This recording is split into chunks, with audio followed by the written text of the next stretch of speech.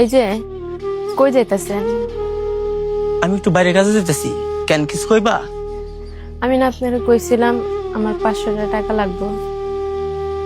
তুমি প্রতিদিন যখন আমি বাইরে যাইমু তখনই তোমার একটা কাপড় পছন্দ হয়েছে, ওই কাপড় কিনা লাগবো, আজকে 500 টাকা লাগবো, এই দিন এটা লাগবো, সেই দিন এটা লাগবো।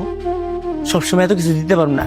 একটা কথা মাথায় রাখবা, তোমারও তোমার বাপ কিন্তু এই বাড়িতে খালি হাতে পাঠাইছে, একটা টাকা কিন্তু যৌতুক দেয়নি আমারে।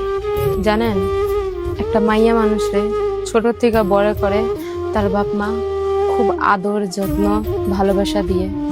আর যখন সেই মাইয়া মানুষ বিয়ের পর শ্বশুর বাড়ি যায়, কিছু কিছু ফ্যামিলি আছে অনেক বকাঝকা করে, আবার এমন ফ্যামিলিও আছে গায়ে হাত পর্যন্ত তুলে। তারপরেও সেই আদরের মেয়ে সব কিছু মুখ বন্ধ করে সহ্য করতে হয়। কারণ কি জানেন? কারণ তাদের জীবনের সাথে জড়িয়ে থাকে তার বাবা মার মান সম্মান। একজন মাইয়া মানুষ চাইলেই তার স্বামীর সংসার একেবারে যেন ছেড়া বাবা মার কাছে যাইতে পারে না। কারণ এলাকার মানুষ তার বাবা মাকে অনেক অপমান করে, অনেক ধরনের কথা কয়। কারণ একজন মেয়ে মানুষের জীবনের সাথে জড়িয়ে থাকে তার বাবা মার মান সম্মান।